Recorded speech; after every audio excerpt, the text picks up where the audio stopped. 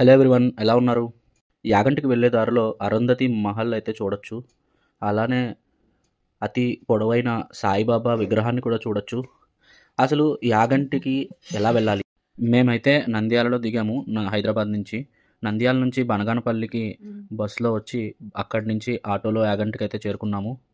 యాగంటిలో ముఖ్యంగా ఉమామహేశ్వర స్వామి ఆలయం అయితే ఉంటుంది.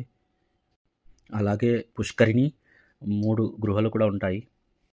ఇది మెయిన్ పుష్కరిణి కాదు. ఈ పుష్కరిణిలో స్నానాలు అవి చేస్తూ ఉంటారు. ఇక్కడి నుంచి కరెక్ట్గా ఆపోజిట్లో మెయిన్ టెంపుల్ అయితే ఉంటుంది, ఉమామహేశ్వర స్వామి టెంపుల్.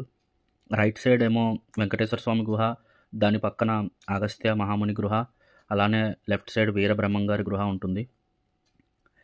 ఈ వెంకటేశ్వర స్వామి గృహ పుష్ప 2 మూవీలో, అలానే ఎక్కడికి పోతావు చిన్నవాడ మూవీలో కూడా షూటింగ్ చేశారు ఇక్కడే. ఈ ఆలయంలో లింగాకారంలో ఉండదు, శివుడు పార్వతి ఇద్దరూ కలిసిన లింగంలా అయితే ఉంటుంది. అందుకే ఉమామహేశ్వర స్వామి టెంపుల్ అని చెప్పి పిలుస్తున్నారు.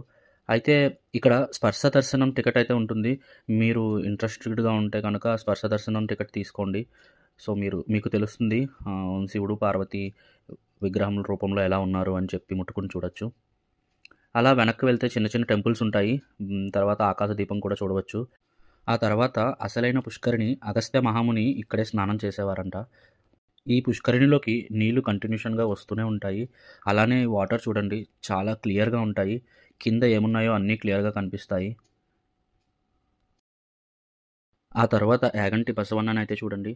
యాగంటి బసవన్న సైజు ప్రతి 20 సంవత్సరాలకు ఒకసారి 1 ఇంచ్ అయితే పెరుగుతూ వస్తుందంట. ఇంతకు ముందు ఈ నంది చుట్టూ ప్రదక్షిణం చేసే వీలుగా ఉండేదంట.